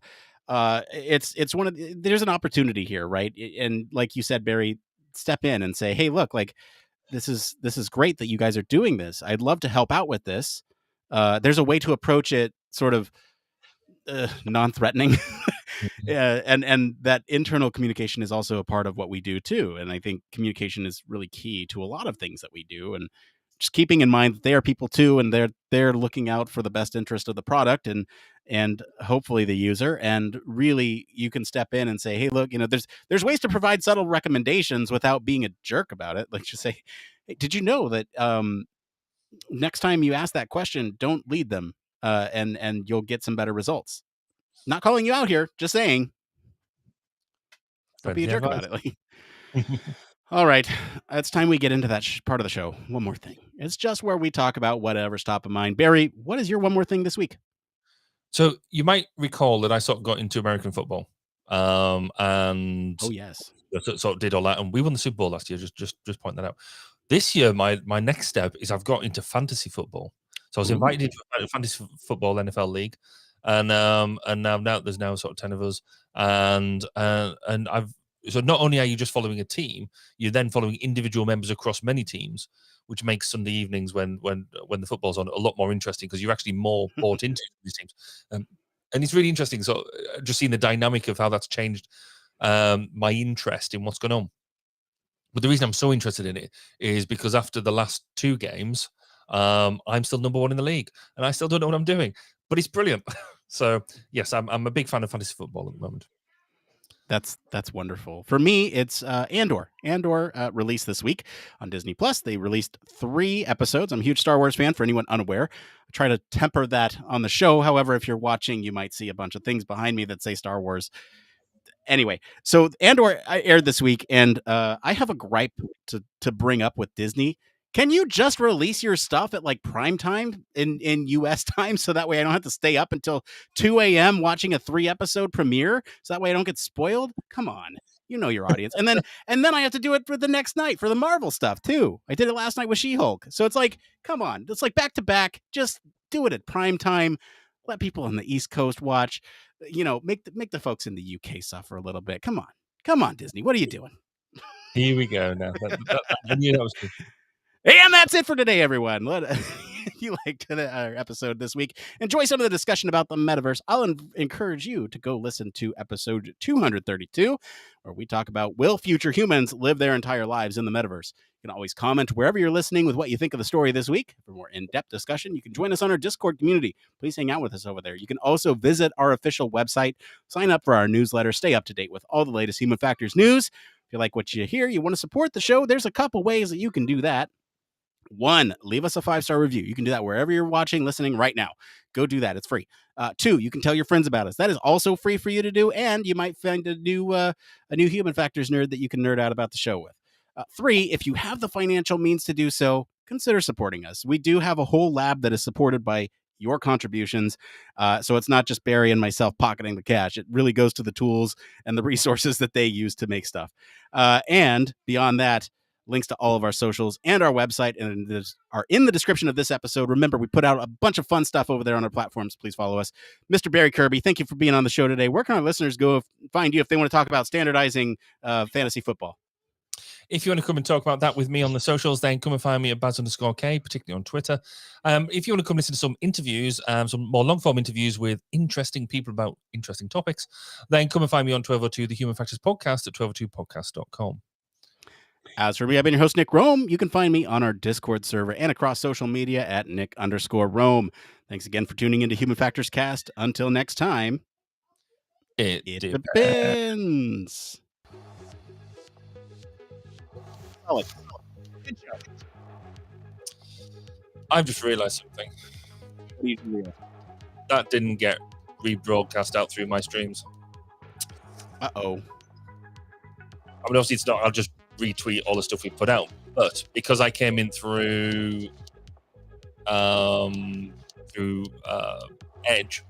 then obviously I'm not actually logged in through my account. No, it doesn't matter. If you've paired, you should be good. I'm not convinced. We'll see. Let me show you. If I go to 1202, you're broadcasting. Cool. Oh, because I'd already prepared on. Yes, okay. This is how we do it with the town halls. Somebody logs in with all the HFES socials. Yeah. They're not on the final call. They just pair. Oh, they just okay, that's all right. Yes, because you're good. I was looking at the top, and I was like, "Where's all the links to all my other things gone?" And it's because I'm not logged in. Yes, right. I'm gonna have to have a serious look at my laptop. I might try it on my other laptop and see what happens there. Where it might just be this installation of Chrome or something. It's clearly a pervasive problem because it was happening last week. There we go. Oh, hold on. It's not on your Twitter. Oh wait, it's not. Okay, hold on. I'm looking at your personal Twitter. I'm not looking at 1202. Hang on. It should. Yes, it should go through 1202. And yeah, it's not, is it? I was looking at your personal Twitter. Oh, so it's going through my personal Twitter. No, I was looking at your personal Twitter for it. But yes, it's going through 1202. We're good. Okay, cool. That's right then. Yeah, we're good. That's his fun. It's I like it when technology works. Yeah. Wish it would kind of do more than just the bare minimum, right?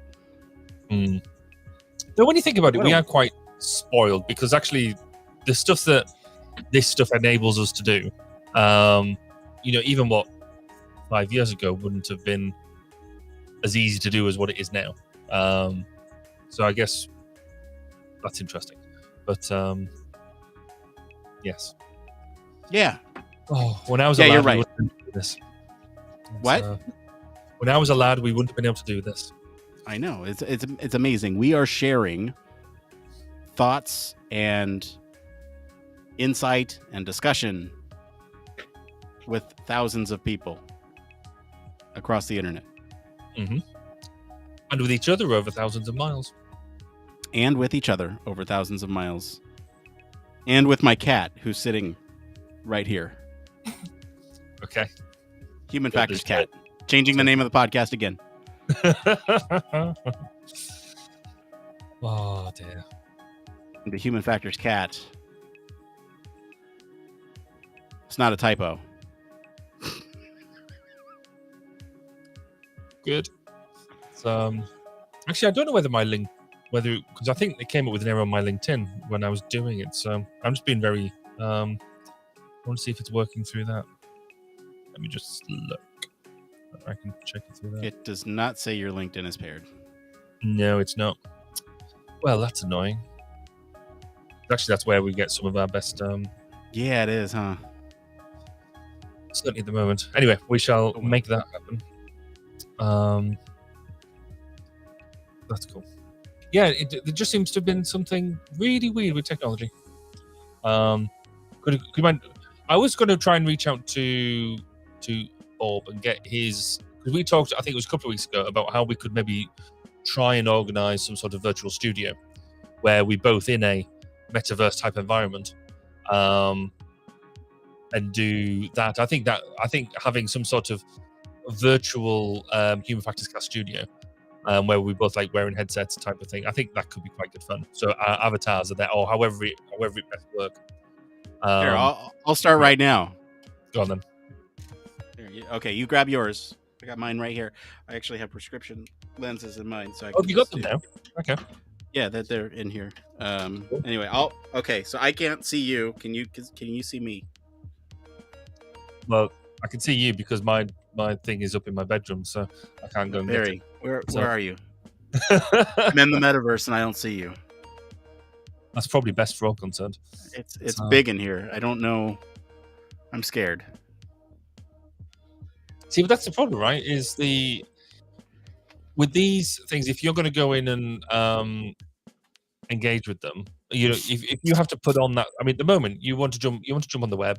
You sit down at your desk with your cup of tea, or cup of coffee, turn on the screen, and you're using keyboard, mouse, and microphones, whatever. But you're not having to. I mean, the hardest thing you've got to do is we've put on a headset, headphones. It's such a big barrier to entry too. Like I am surprised. I thought for sure when I got this, I was like, oh, there's no cables. All I have to do is hit a button and throw this on my face and grab the controllers and find a space in which I can operate in. And then once you start thinking about all that stuff, you're like, okay, yes, some barriers to entry, like removing the cable, are gone now, or having, a tracking system set up in your environment. Those are gone.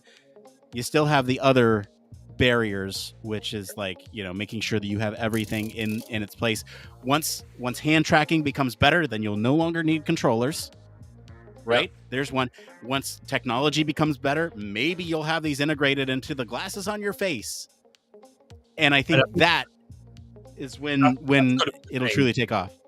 You've got to be able to. I mean, it's interesting because actually you integrate with your phone really well, even with the lock screen and stuff, because you've got face recognition, and actually tapping in a 4 or 6 pin digit code is fine. But it's the fact that you have to, as you say, you have to stand up, you have to put it on your face. Not only are you in that, but then you're excluding everything else. So, if there's somebody else standing at the other side of the room, one of the things I told my kids off for doing once, when one of them put on their headset so they couldn't see, and the other one was messing around behind them, trying to tap them on the shoulder. And I was like, don't do that, because you'll lose complete trust in what's going on. And if you think that somebody's going to be messing around you, then, that completely ruins your immersion. And it took them a while to get that until I did it to him, and then he realised. I did it around the back of the head. Anyway, so there's all these sort of bits that just mean that I like the Quest 2 that I've got, but probably for the past 2 or 3 months it's sat in a bag. Yeah, same. I haven't used it, even though I like the fitness stuff on it. I like the boxing. I like the all the other different bits on it. Particularly the Beat Saber is one of my favorite games ever. But I just don't use it because it's over there. It's doing, it's not an easy thing just to pick up and run with. And so, yeah, you almost need that room in its own right to be able to go and do it, to get the best out of it.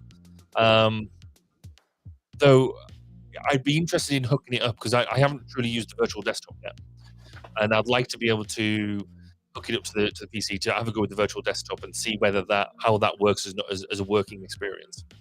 Well, so here's the thing, Barry, is once there's standards implemented, can you imagine what it would be like to just turn on your headset and have it fully integrate with your operating system, whether that's Windows, Linux, Apple, Mac OS, having it just there and having the things that you want right there, just the way you have your desktop organized now. Just log in, it's there. Yeah, if you could have it, so you basically, in theory, all you should need on your desk really is a real life keyboard and a mouse. But if you put on the headset, then you could have whatever screens you wanted and needed. Because basically, you've got information anyway. If you didn't want to use screens and you just want to use the wall or a big projector or something, you should be able to configure it. So if you're coding, you're doing it one way. If you're maybe doing, I don't know, some sort of presentation or something, you're doing it a different way. And it could allow you decent, really almost like, you don't have to worry about the size, how expensive a large screen is, because you just have this ultimate thing. Right. The other thing that would be super awesome is if you had some community elements mapped in an environment that is shared by multiple people. Right. So I'm thinking along the lines of like a shared calendar in a home. Right. You have that mapped. I'm thinking mixed reality at this point. Like, my wife and I are always kind of having communication breakdowns because she has a physical calendar that she marks stuff up on, and I have a digital calendar that I everything. And so when we like schedule our appointments, we got to make sure, like, I got to check the physical one and she's got to check the digital one, or we're like conferring with each other while we're on the phone and we're like, is this time okay? It'd be nice if everybody had a pair of augmented reality glasses. Like, imagine the technology is, you have solar powered glasses that don't require a power source, that passive. You can turn them on and off with a tap. You're looking around your environment and you see on your wall a calendar with all of your events right there. You can even manipulate it from 5 feet away, from 2 feet away. You can change the size and it'll go back to mapping itself afterwards. Can you think about like how life changing that would be if that element is there and you anchor it in the room, and then I see it and I can manipulate it, and my wife sees it and she can manipulate it, or she can map it to wherever she wants in the room, but it's the same element and it can be modified by either of us just in our preferred places, right? So like if my calendar is preferred to be right here on my wall next to me and hers is on the door in the pantry, then then that's where we can map our own things to, and that's where we can see everything. That'd be so cool. Well, that's where the promise of Google Glass was so wasn't it? I mean, because I don't know where it is at the moment, but I've got a set of the Google Glass. Oh, you do? Yeah, and it was really cool. We in the UK got properly conned with that, because obviously in the US you had it for years as a thing. Well, we had it. It came over in the UK, and I was very much of the right. This is new. It's novel. It's right on our right in our sweet spot. Should we drop £1,000 into it? And that was a very should we do it? And it's like, but it'll be really good, and we'll do so much stuff with it. It'll be fab. So bought it.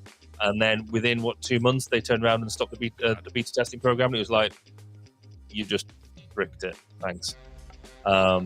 It still does work to a certain extent, but yeah, we haven't used it in a long time. But that worked. For what you're talking about, like giving you diaries and stuff, it worked really well. Apart from it looked a bit kooky, but it was good. It worked. And so that when they're on about, because they're still talking about bringing out Google Glass 2. But I'd like to see that come out and be able to play with it. Yeah. I mean, the goal is to have some sort of bionic implant in your eye that, maps everything. You don't need glasses or anything. It's just, no, it's not. Is that what you said? No, it's not. Because nobody's touching my eyes. That's just not. Because obviously the ultimate metaverse is obviously the Matrix, isn't it? There's that. So so Elon Musk wants to be able to put a brain implant in, a la Matrix style, and do all that. But no, you're right. The visual system is a smart contact lens or something of that nature, or like I say, an implant into the eye or whatever, to be able to augment what you're doing. I think the least invasive you can get is probably the contact lens. I mean, it's invasive, but not, it's for the benefits that you would get from having something like that, especially if it was like bionic powered, self-cleaning. I just have a thing about people touching eyes. It's just same. Beautiful. It's a There's a reason that like horror movies do things with the eyes. Yeah. My mum had years ago. My mum had the like LASIK surgery on her eyes, and she described it, and I was just, oh no. The quote that did it for me was when she said, "Oh yes, they cut round the lens and then flipped it open," and I was just like, "Just what do you mean? Just flipped it open? Yeah, just flipped it open." No, like, just I mean, they just like do a little slice and then they flip it open. It's just like no, just go away. Their little laser pointer in there, and then you're good to go. Yes, it's not high on my list of things I want to do. Yeah.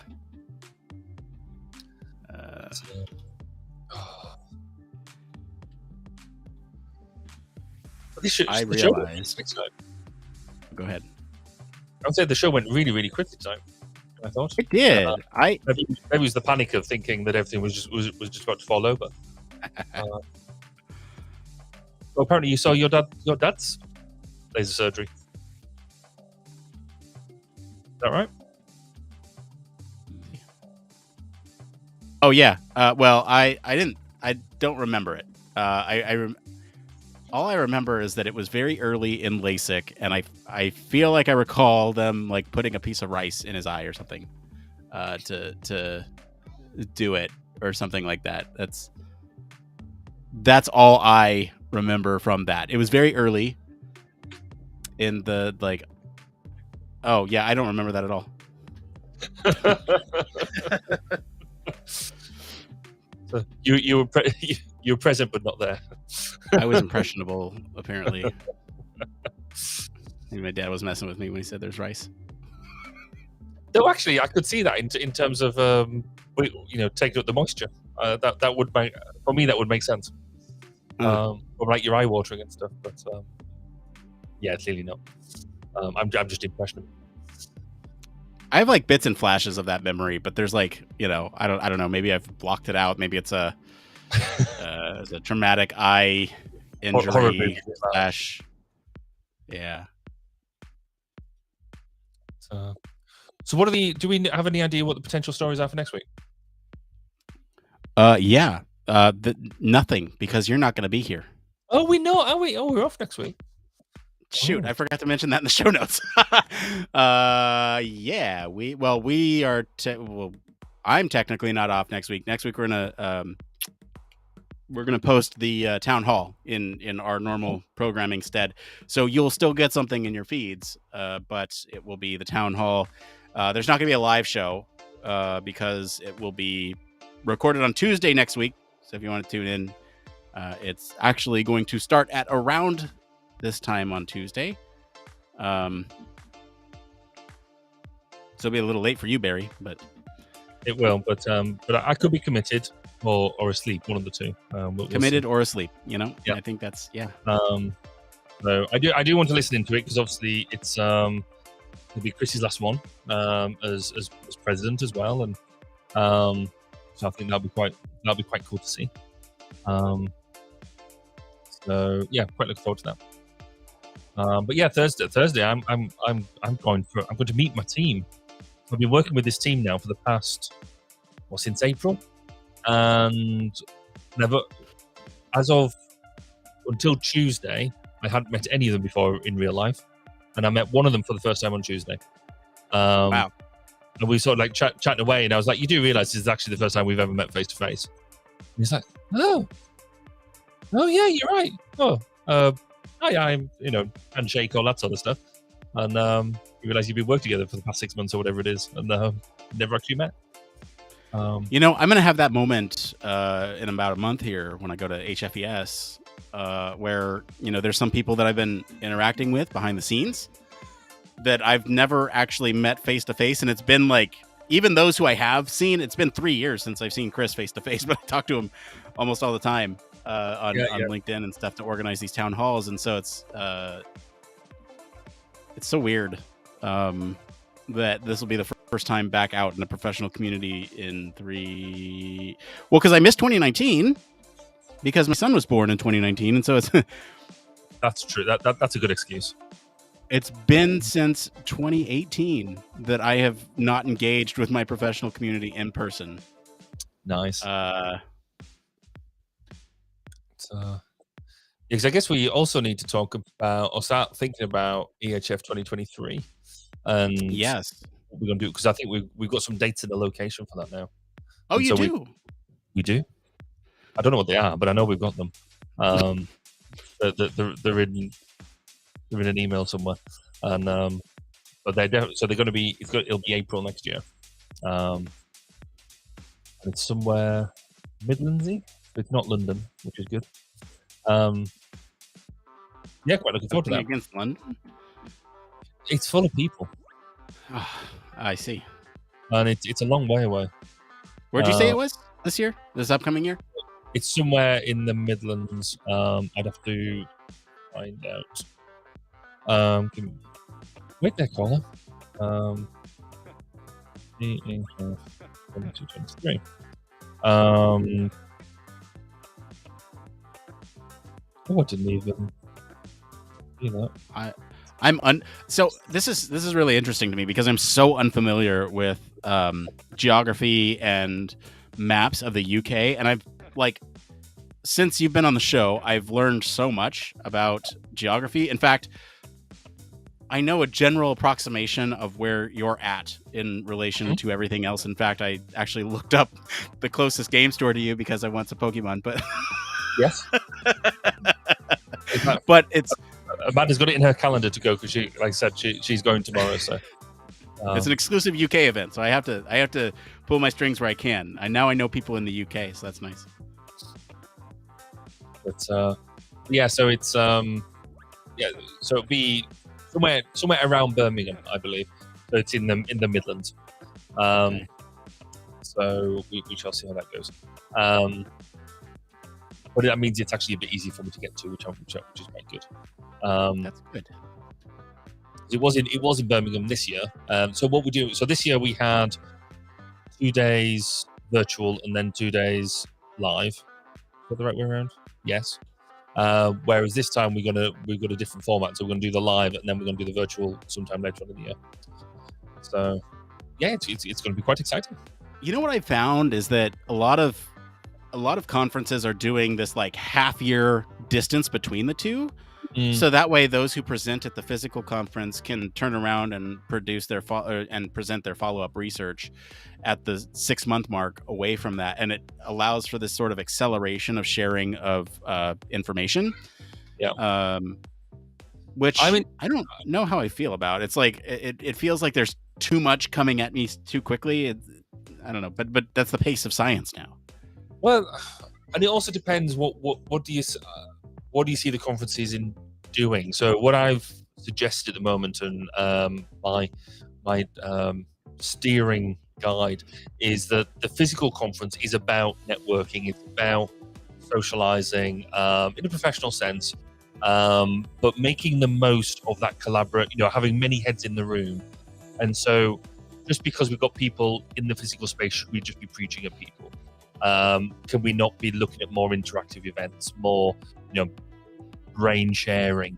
Whereas the online version is absolutely perfect for you to present your stuff and for people to receive it. It's a perfect medium for that. And in having that split means that if we don't just try and make one a replica of the other, you can really get the most out of both platforms. Where I liked having sort of a couple of days virtual, then I think it was only a week later or 2 weeks later having the physical, because it all meant it happened all at the same time. Whereas you're right, having this split is interesting, seeing how that works. And I'm sure there's pros and cons to both. And I know for the teams who organise it, it's hard work. It's a really, really tough because you're effectively organising 2 conferences in one. Because Right. has a lot of stuff around it, and then your physical stuff has not only the conference material but also dinners, entertainment, and all that sort of stuff as well. So, yeah, I think it's easy. It's easy for me to say I think this is the best thing to do, but we've got to think about the people in the back room as well. Yeah, you're right, and I think that's the way to go about it, right? Understanding what the strengths are of each medium, because you're right. When I go to a physical conference, I just want to network. It's not that I don't care about attending those presentations and pieces of information sharing, but I find and my view is a little bit skewed because I usually go and do interviews for the podcast, and so it's like I'm talking to these brilliant minds who are conducting research, and I get the short and skinny of what they've found and get to share that with the world. And so it's a different experience for me than it is for somebody else going for knowledge of a topic. But and so yes, I do treat it very much like networking, and I'm very glad that you're considering that, because for me, I don't know what it is about sitting through academic presentations about, this is what I did for our study, and here's the methodology, and this is what we found. It's very boring. And this sounds bad when I say it that way, but I say that because we as science communicators need to be better about communicating science in a fun and entertaining way. And that's why part of the reason why we started the podcast is to communicate human factors in a fun, entertaining way that is relatable, because that to me is and I know we found ourselves in this hole again because I keep bringing it up from time to time, but it's like, seriously, like we're science communicators. Let's communicate science effectively, because that is what we are supposed to do. Yeah, I completely agree. It's that whole. I went to the SpaceCon a week before last, and seeing some people there talk with real passion about what they're doing, not just sitting there presenting a paper. But that's why I think that that online that's important. But you're right, when you've got somebody who's really good at communicating in front of you, it's next step. It's you get inspired, you get that warm. Yeah. Wow, I want to get out my seat and go and start doing stuff again, and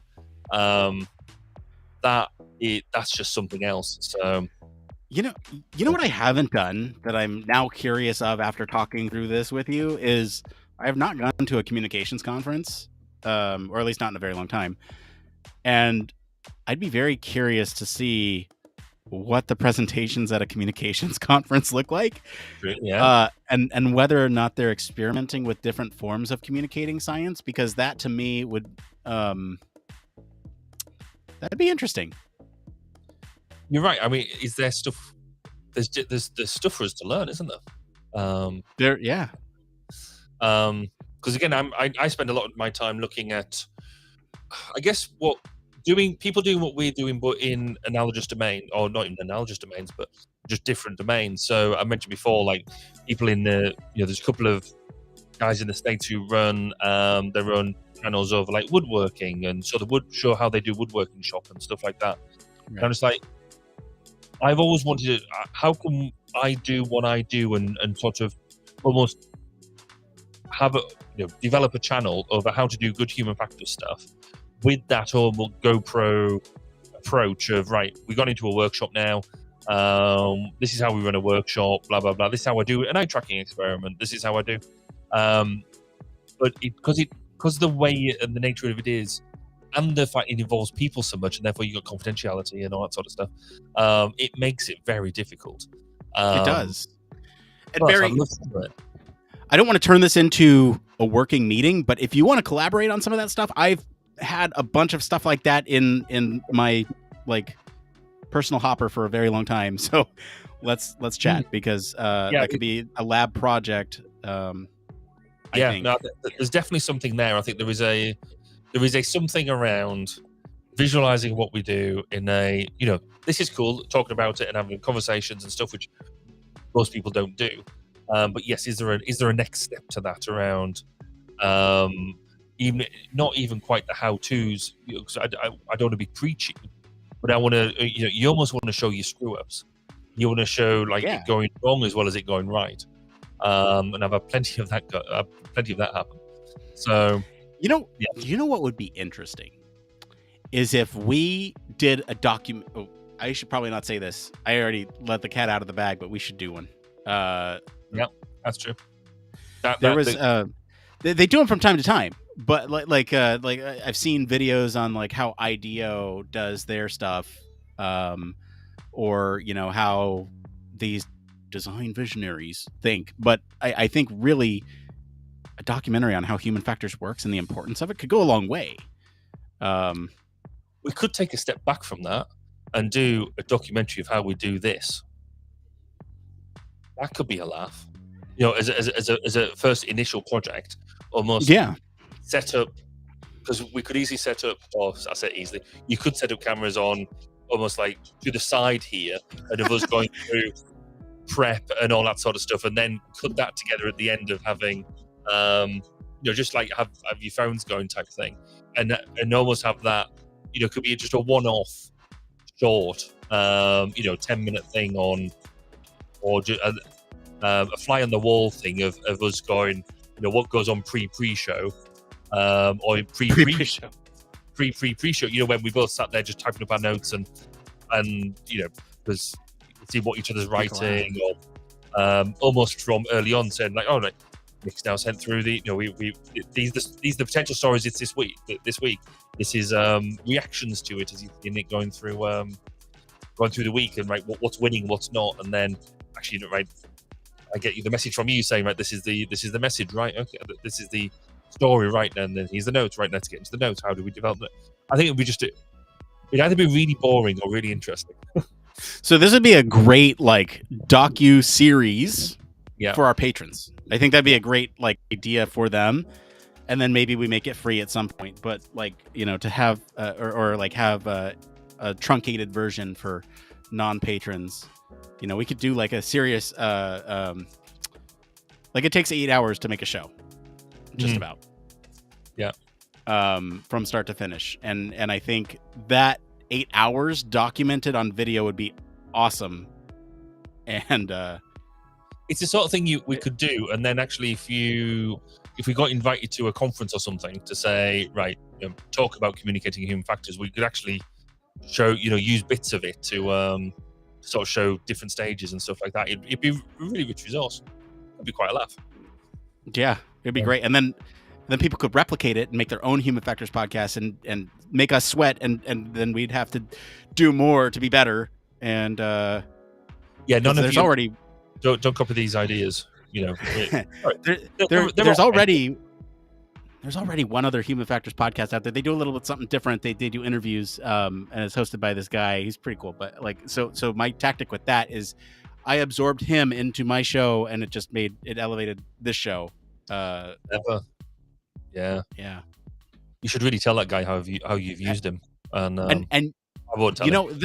The funny thing is that he's done the same thing. He actually invited me on his show and talked about we talked about communicating human factors through a podcast, and so it works both ways.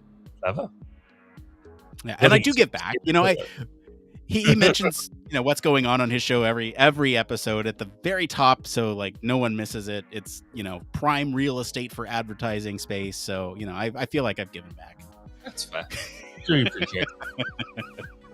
All right. Hey, we're a couple minutes over, but thank you everyone for sticking around with us. Really appreciate your company tonight. And we will be back next week. Well, I will be back next week with the HFES Town Hall. Barry and I will be back on the 6th of October. Dang. We're coming back when my son is 3 years old. He'll be a whole year older by the next time we meet. Whoa, that's crazy. I know. I can't believe it. Yes. So anyway, we'll do that, and we'll have a great time doing so. The polls will be up tomorrow, so go ahead and vote in those.